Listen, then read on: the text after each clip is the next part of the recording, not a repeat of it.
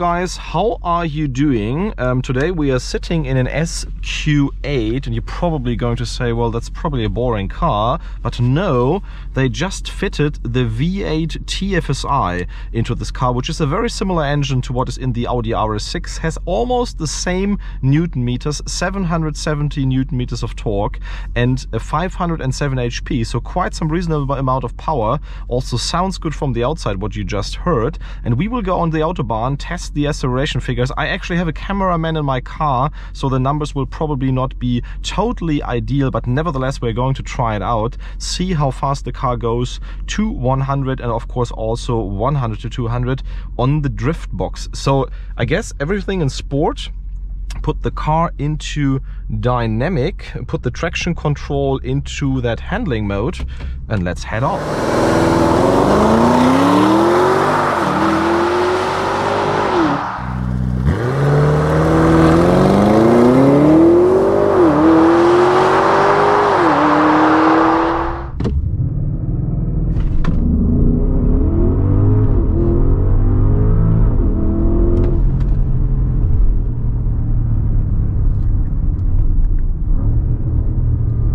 So let's now see how fast the SQ8 goes from 100 to 200 once we will get it on the Autobahn. Anxious to see the numbers. Of course it will not be similar to something like an RS6, but nevertheless I think this engine pulls quite good.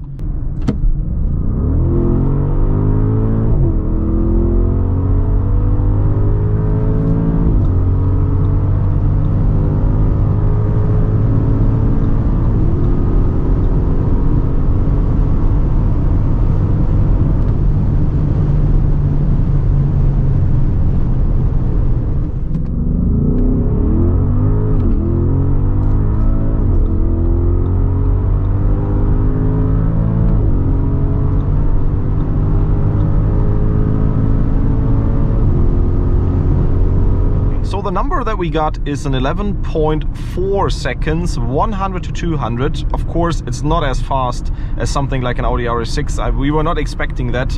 Besides the fact that we have a passenger in the car, yes, I'm very sorry. We also have 23-inch tires on this car, which are, I think, 305s in the back.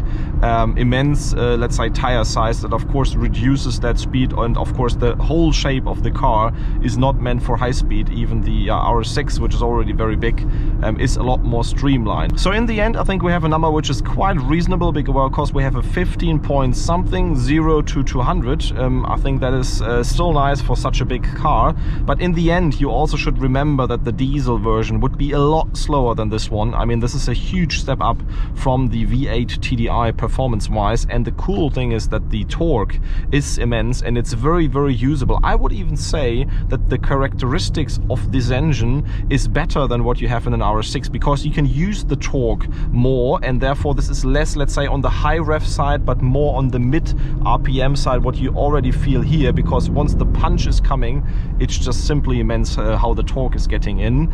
Secondly, also, of course, the sound is very, very nice, so that's a huge step up as well, of course, to that artificial sound and sound generator. Here we have real sound, real exhaust pipes, and such a nice burble from the exhaust. So overall, very, very nice package. I personally, I'm very, very interested in this car, and currently checking which car could replace our Audi A8 next year. And this is one of those cars that I'm currently thinking of, because it brings in a spirit, yet it's a very comfortable car and it's not too expensive. It's still cheaper than an Audi RS6, and therefore, yeah, quite a bargain, I would say.